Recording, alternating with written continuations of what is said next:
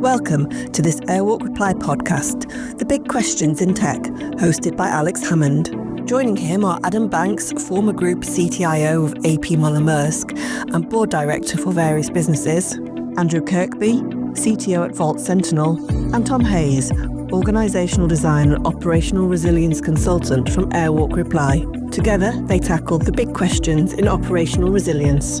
Hi and welcome to the Big Questions in Tech with Airwalk Reply. I'm your host Alex Hammond, and today we'll be covering the big questions in operational resilience in financial services. With me, I've got a host of different people with a lot of experience in this space. I'll hand over to you guys to introduce yourselves. Hi, I'm Andrew Kirkby from Vault Sentinel. I've been in the cyber recovery space now for a number of years. Adam Banks, Board Director across a range of businesses, Apex Technology Leader for about 25 years, including companies like AP Moller Maersk, Visa and Monetize. And Tom Hayes, I'm a senior consultant at Airwalk Reply. I specialise in organisational design and operational resilience. Thanks, guys. So it was funny, we were saying on the way over, when people hear you doing a podcast, particularly people in the wider sort of general public, they, oh, great, what were you talking about? And you see them go, oh, operational resilience, that's fascinating. But in reality, I think if you're a bit sad like us, I think we get quite excited about it, partly because of what happens when it really goes wrong and the implications for the sector that we know and love in financial services.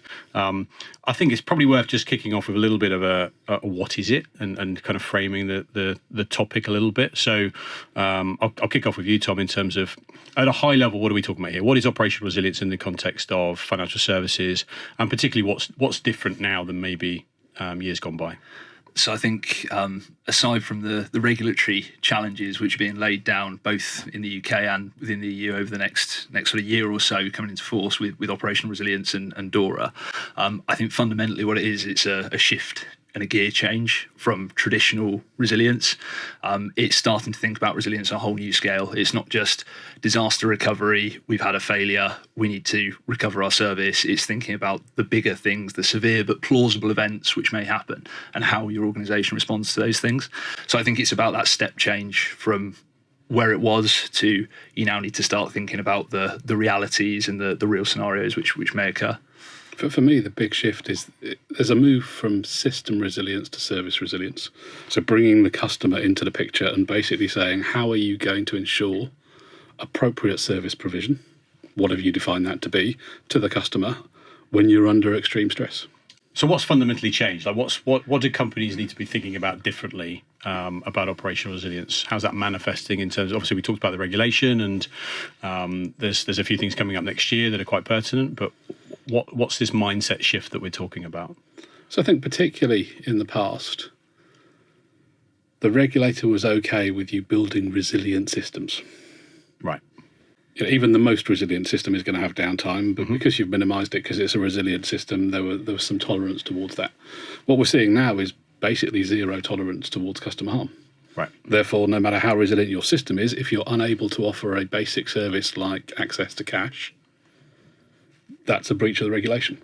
Have the goalposts moved, or is it just less tolerance for where the world should be, I suppose? I'd argue the goalposts have moved because the regulators moved them because they've been less tolerant. I mean, they used to give a reasonable amount of leeway. They expected banks to have things like DR facilities. They expected failover to be in place. But none of that gives you instantaneous or near real-time recovery. Okay. What they're really seeking now is RTOs down to the minutes or hours.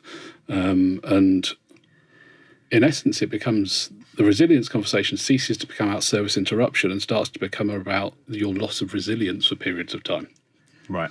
So how can you have a failure and all you've lost is the ability to cope with another failure? Mm-hmm. That's a big shift in mindset. Yeah. There's been a change in the risk and the attack surfaces as well. Mm-hmm. So you were talking about DR before.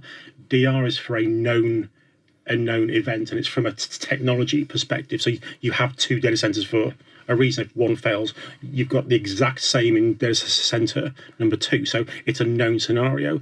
The operational resilience has moved now to looking for unknown scenarios. You don't know what's going to happen, where, how far it'll propagate through your organization, and you've no idea what you're going to be left with.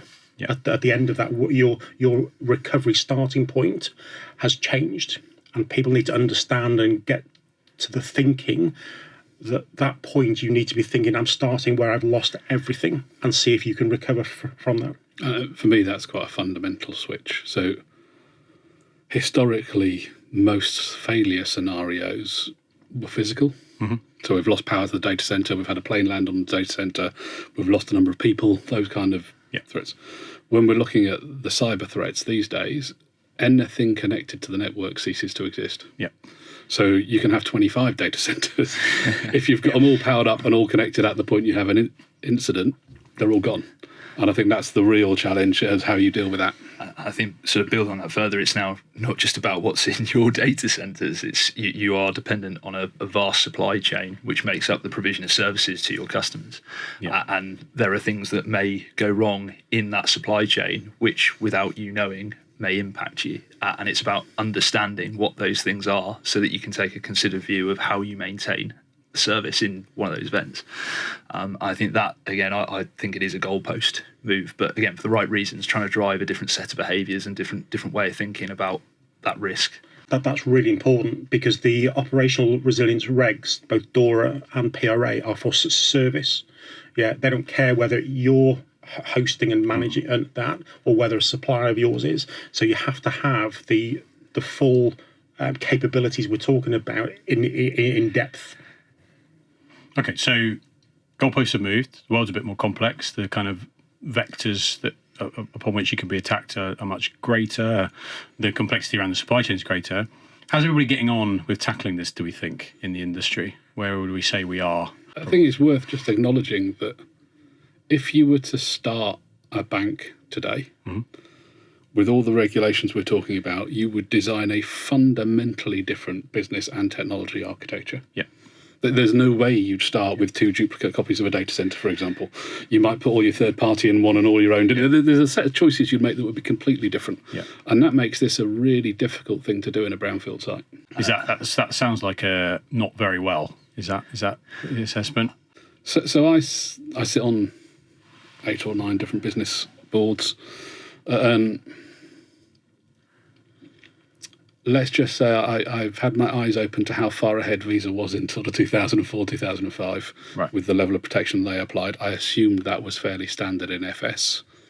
I'm discovering it's not. Oh, by the way, they built everything from scratch in 2004, so they did do it with a clean sheet, and I think that makes the world a difference. Yeah, I think my observation would be that there's been a lot of good work go on, predominantly within the starting with the risk and compliance side of the business, responding to the regulatory driver.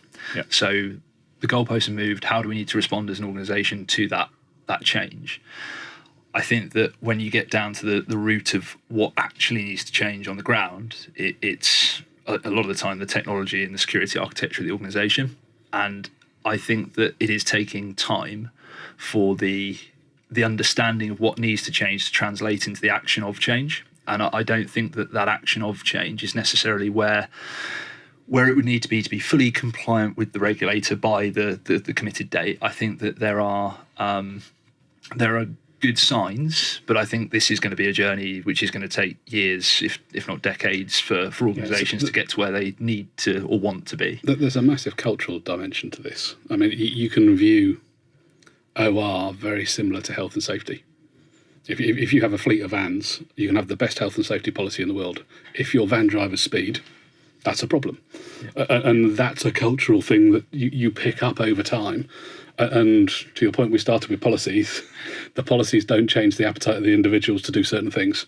And it's going to take time for that to really penetrate the organisation. We all recognise the skills and experience that all these large firms have, and in their teams from a technical and service management perspective. But it's the mindset change we're talking about, in that what we're talking about now is a scenario that vast majority of people would never have experienced before.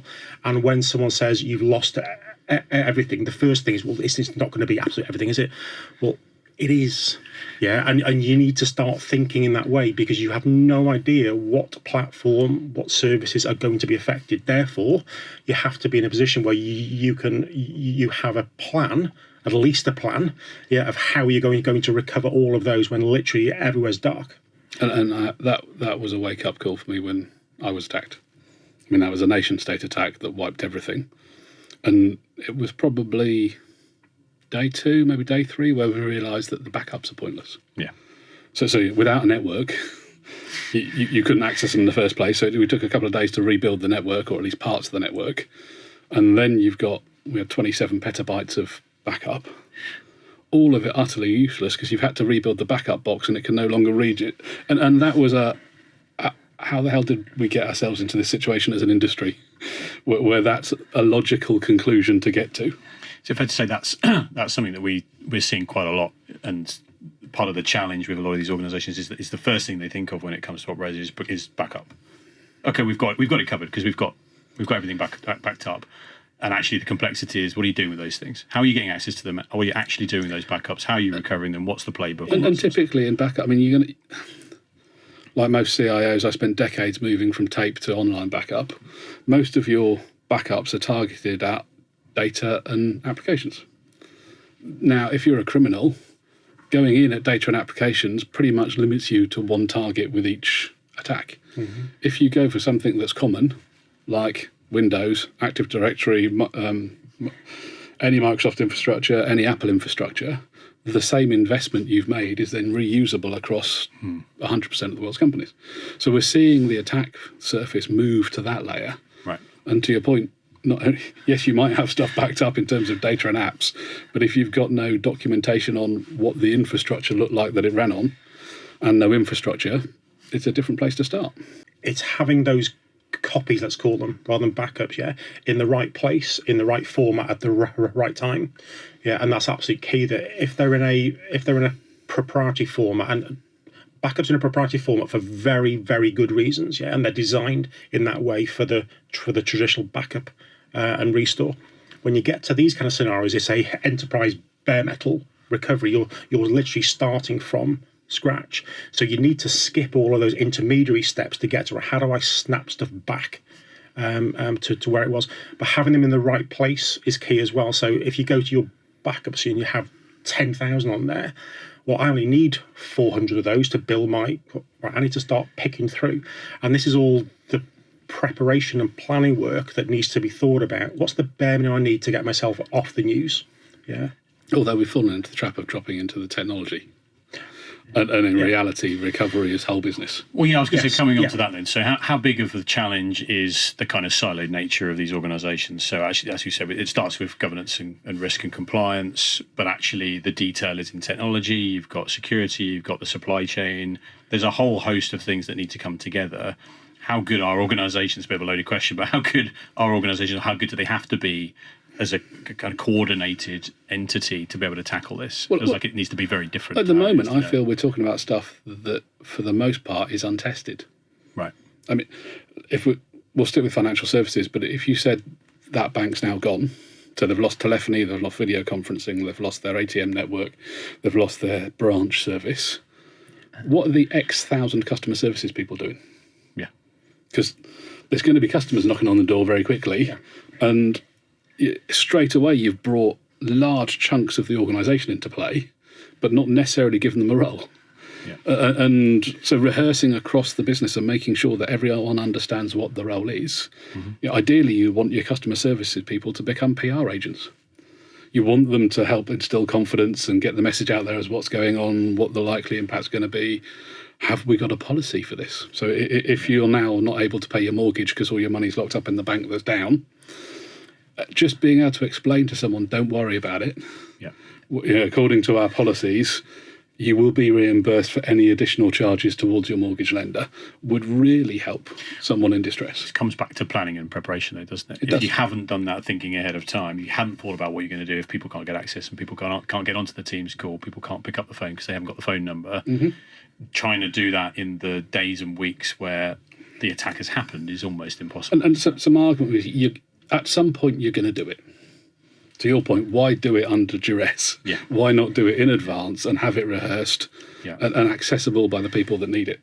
And I remember trying to take a business case forward to do some of that integrated testing and to try and run some kind of failure scenario testing. And it's a complex thing to do, and it requires investment, it requires effort, it requires time and people.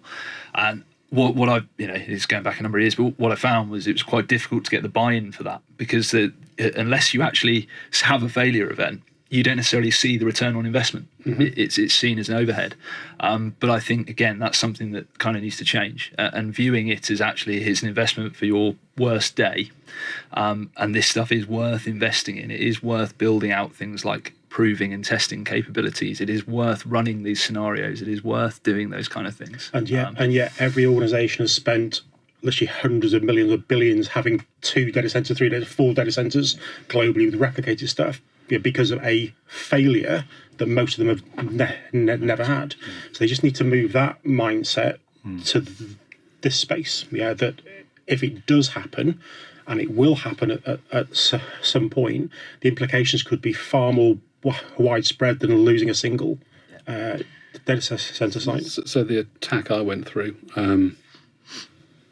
it was an industry-changing event, a technology industry-changing event, because of the attack vector, the bad actor, the types of weaponry used. And after that, I did a global tour, visited a lot of the special 3-letter agencies. And one of the 3-letter agencies in one of the countries I spoke to, it is the most active from a cyber offensive perspective, by the way, so quite a busy country. Their director of the agency had been in post 7 years. And he said in 7 years they had never failed when attacking. And that to me just, any business that's standing there thinking this won't happen, if you happen to be a target, it will happen. And certainly in my case with Maersk, we weren't the target. We were actually used almost as a pawn to attack somebody else. So having an invisible brand, I think, is no longer any meaningful protection these days. Okay, so now that we've scared the crap out of everybody that's maybe listened this far, what, in terms of moving the needle, what are the kind of metrics that people can start to kind of pay most attention to? What makes the biggest difference when it comes to operational resilience? So for me, it's almost like you're acknowledging a broken crutch and saying that's the thing to lean on, but really understanding your technology landscape. So what most people refer to as CMDB, and let's face it, none of us have ever seen a correct one. But having a CMDB that's up to date, and you know the perimeter of your network, you know what's in your network, you know how it hangs together, and then you understand the services that run across that, is 60% of the job. And that's, I mean, the regulation that's upcoming for next year. That's a big part of the directive, isn't it? You've got to know the stuff, and you've got to prove that you know it, and you've got to prove that you understand what underlies it. But that's easier said than done for a lot of these. For big organisations, it's easier said than done because they're just big and complex spaghetti junction types of pieces of organisations. What about for the smaller kind of mid-market organisations, building societies, etc.? Like, it's a real big challenge, isn't it, for them to really get their arms around it? So I think it is and it isn't. One of the things I've encouraged one of the businesses I work with to do is we're moving data centre. Right. And so I'm saying that's the opportunity to prove you can recover. So basically run your recovery jobs to rebuild, and if it doesn't work, we know 2 things. We know that we've got a problem in our data centre migration, but we equally know we've got a problem in our recovery. Right. If it does work, you can be bang up sure that you've got the correct service identified with the correct componentry in it.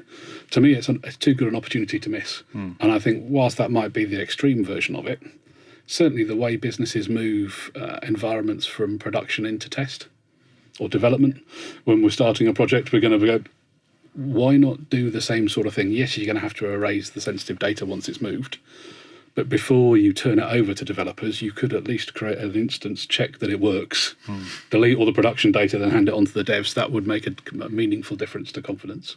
And you don't have to solve everything in one go. So as we were talking earlier, an awful lot of discussions we've been having is people look at defining or the IBS is down to that level. It's a huge piece of work. It can be, but start off small. Start with the things that are the most common attack vectors. Get them secured and get a recovery plan for them. Once you've got that as your basis for your recovery plan, your IBSs sit on top of all of that. So we're talking networks, firewalls, DHCP, Active Directory, that kind of tier 0 stuff. Backup servers, build servers, all of that your teams would be their first port of call to go to do any kind of other recovery, and all of those applications and tool sets depend on the foundation infrastructure, as you said, is AD, DNS, DHCP, and the network layer, and stuff on the storage layer. And that's another thing as well, is that the bad actors are going further down the stack, because the further you're down the stack, the greater the impact. So more common it is as well. Pull a network out from everything. The computer instances still compute, but they can't talk to any of their peers in the network. So services are automatically down, but they're down from mainframe to your smallest system rather than a targeted OS. I can also say from experience that creates interesting recovery point challenges. Because a load of them carry on processing, but you're not sure when they stopped being fed with stuff to process, and it won't be consistent across the estate. It's a key thing as well that is often missed when talking about recovery plans, is that it's usually technology based, as we've talked about, but then we all know recovering technology is not recovering service. You have to then bring the service back online, and part of that is your data integrity and your reconciliation part. And being either a small or a large financial institution, there are going to be many data stores that you have to keep aligned, and unless you have a mechanism for keeping that at a transaction level reconciled, you have a business decision to make after you've done that restore, and you need to make sure you have the information to make that business decision at that point. Yeah, this is a subject that comes as well, which is IT recovery orchestration, and that word gets used in lots of different guises, but fundamentally is how do you take a massive components that may have, as you say, different points in time and reconstitute the service. And that's a really difficult thing to do. Yeah. But you have to start somewhere, and that somewhere is with understanding it in the first place. Yeah. But this is why it's most people have traditionally seen this as a technology piece of work, and that's why having a third copy of backups was the approach. But it's much more of a operational problem than it is a technology problem. At the end of the day, it's bringing service back online, making sure your customers are happy, the regulators are happy, your shareholders are happy. Well, one of the things I've observed is when we talk about recovery time, another word that gets used is ITOL, or impact tolerance. And ITOL and RTO tend to mean different things to different people. And actually, ITOL's kind of looked at in the business service level. That's business, that's the organisation's language. RTO is the technology language. That's how quickly a component can be recovered. One doesn't equal the other. Yeah. And actually, there's quite a big exercise for organisations to map that through from that risk and compliance service level. What's our impact tolerance for making a payment, making a transfer, to all the components? How long will it take me to recover those components? And do those two things add up? Because in more cases than not, they won't. But it's understanding that in the first place. Yeah, and if I bring object 1 online before object 2, it starts to process things without these other objects knowing. So there's a sequence usually to bring services online. Then when you brought them online, you then publish them to a subset of your customers as a test. That all has to be planned and thought through. I think another challenge is linked to this. You triggered it with your comment. There's an interesting dynamic between technical expertise and the corporate leadership. And I run rehearsals for some businesses. And whenever I'm running a rehearsal, the first meeting I have is, we don't know what's happened. We don't know how long it's going to take to recover. We don't know anything about anything. What do you want to do? And the amount of time there's we can't make any decisions until we know X. And it's like, well, you're not going to know X for 7 days. What are you going to do? And just force it. And somehow I think the technologists unwittingly are giving out a false sense of security. And people are thinking, the COO's thinking, well, my customer support people can do customer support. It might have to be face-to-face, but we'll know what. It's like, okay, well, how are you going to know what to tell them? You can't see a balance. You can't see any transactions. And getting reality into there, I think, is really important in some of these conversations, because you do find the little nuggets that really unlock the direction the business needs to go in. If we kind of go through the scenario where you've had a major event, let's call it, rather than attack, the first thing is, how do you communicate with all of your teams? And you've got first-hand experience of doing it. That's the first major challenge you've got, and then you've got to understand, you said, what has happened. All we know is everything's lost. We've no idea where that problem has occurred and whether it is an attack or not. And as you point on comms, that was a surprise to me. I don't know if it should have been a surprise, but it was. We ran over 599 physical locations, less than 3% of employees in HQ, 97% distributed globally. And because they come in at the network layer, you've lost phone because it was voice over IP, you've lost VC, and briefly you think, oh, that's okay, so we got mobiles. And then what happened 4 hours in is all the mobiles get wiped because we were Office 365, and of course, by security policy, if the phone is out of touch with the server, it should wipe itself because the assumption is it's been stolen. And then you're in a world where no one knows each other's phone number. Because so the mobile still works, it's just blank. And so you call people you know, and that's it. Which I'd never really processed. That's how far back the start point is. So technology seems to be the culprit in all of this. Like, the complexity of this world is technology driven. What's the flip side of it? What's the role that technology can play in kind of helping to address some of these things and manage some of these things? Right, so we need to kind of think of it in a slightly different way. So we were talking before about the assumption for a while was have a third copy of your backups somewhere. But when you replay that through the scenarios we've talked about and the experiences we talked through with people who've been hit, backups are either sometimes they're targeting the attack, but for most of them, the backups are actually intact. It's the ability to get to those backups is the key thing. So the traditional technology stack, there are dependencies in the stack. From a recovery scenario, you want to snap things back without those dependencies in the middle. Get something from a secure location, let's call it a vault, and you need to put that back to the object, be it a data store or be it a device. That's the first thing you need to think about, is eliminate those dependencies that in all likely scenarios have gone from your stack. Eliminate that to start with. The technology is there today to inform all of your teams across the globe with other solutions to get them up to speed.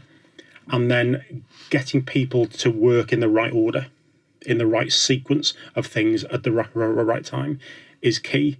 And I think the final thing is the technology can help enormously with knowing what those 10,000 engineers are all doing across the globe. I think that there's another angle I'd come at. For most organisations, the code, I don't mean as in software code, is the best form of process documentation the organisation has. Because it's literally the process that the organisation uses all the time. Therefore, the people that handle the code are closer to the process than anybody else. And as long as they keep that in mind, you can find workarounds. So I know, for example, Visa's systems can be completely flat on the floor, bearing in mind it's a hub and spoke solution, and they have procedures in place to allow no customer impact for that. They're non-technical ones, so they reach outside of the organisation, initiate other stuff. That could only be created by the technologists, because they're the only one that understood at the nth degree of detail what actually was happening to transactions as they flowed through. And I think we have that opportunity in many organisations today. The other thing that we can't help but shake off is that if there's a greater vehicle for genuinely modernising the way that you do technology, I don't know what it is, because everything comes back to, right, how quickly can you recover your systems back? Well, infrastructure as code is a brilliant way of being able to do that, the same every time. If you're rebuilding things every time you're making a change, you've almost got no chance, because it will be changing all the time. So it's got to be a driver for modernising the way that people do these things, if nothing else, it seems. Yeah, although to your point on business cases, I'm not sure. It's an enabler, I don't think it's a driver. So if you found a reason to go redevelop your core banking platform, you would absolutely do it. Entirely infrastructure as code, it would be microservice based, it would be highly distributed. But just because that's what you want, you're not going to go and regenerate your entire core banking platform. No, but it's another reason, isn't it? And there are other reasons that are more commercial, customer-oriented, the ability to get product out the door more quickly, all those sorts of good things that the board cares about. It's another reason. It is another reason. I just don't think it would carry any weight at an exec or board level. No, it should, but I just don't think it would. Yes, there's one of the angles to this as well, which I tend to think about sometimes, which is rather than, in terms of the technology response, rather than completely rebuild what was there, is there an opportunity to substitute or reuse something different to serve the same purpose? And that's where you get into the world of thinking up different ways to solve the problem, rather than thinking about it in that traditional sense of you just go down the stack and you recover from whatever the lowest point down the stack is. It's thinking about more in terms of what's the service that we're providing, and is there another way to provide that service? And that may involve technology, business change. For a period of time in the Maersk attack, we did the banking equivalent of giving cash out over the counter and writing it down in a book. And at the end of the incident, we went and updated all of the core systems with thousands of people's notes on what they'd done during the time. And I think that would be a good example of how you build in organisational resilience rather than it being a pure tech play. Sorry, it's really important to think what you're saying outside of the technology in the traditional IT sphere. So you could have the best technology recovery applications in the world, but if the event has been so catastrophic that it's taken you, 5, 6, 7 days just to clean that environment up, your customers need their balance. They need to make their mortgage payments. So looking at a 24, 40-hour alternative, to stand something up that customers can go to be reassured my money's safe, which is the first thing everybody wants, and I know how much I've got. That needs to be thought through. So recovering to your normal production network is a scenario.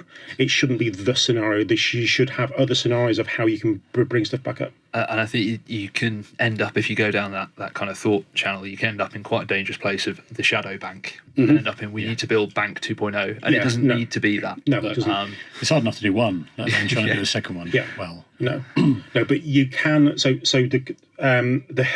there's been talk about like the shadow bank and building that, but you're into a huge spend for that, but you're into a management overhead of keeping that up to date as well. I'm not saying this is the only option, but other options are, because the stuff you take into the vault, you can convert that into other formats. They wouldn't work straight away in cloud, but if you do a piece of work to predefine what your core business would look like, if you were to try and spin it up in cloud, you can design that infrastructure as code. It goes quiet until you need it, so it's low cost. Spin it up when you need it. That might get you through the first 24, 40 hours where you're presenting the core information back while you rebuild. It just needs to be thought through. I think there's an interesting dichotomy here in that the focus on extreme but plausible leads people to look for solutions that will work 100% of the time. And if you're going to spend on it to get a really low recovery time, 100% of the time, your only option is substitutability and moving across.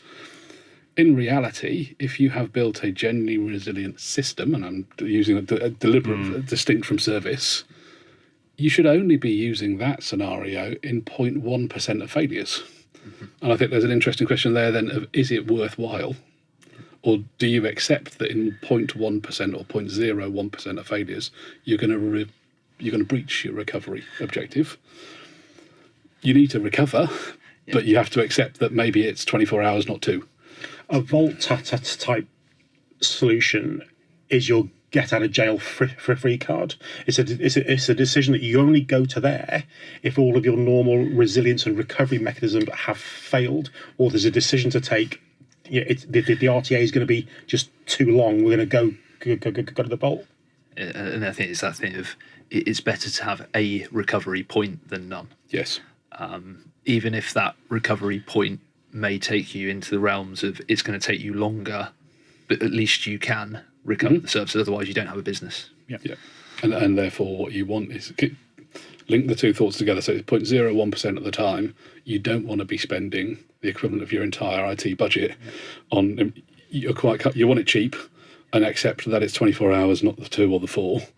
But where you gain is the fact that you've got it and you're not spending a fortune on it, so you can divert those funds to being, let's say, day-to-day resilient for more classic types of failure.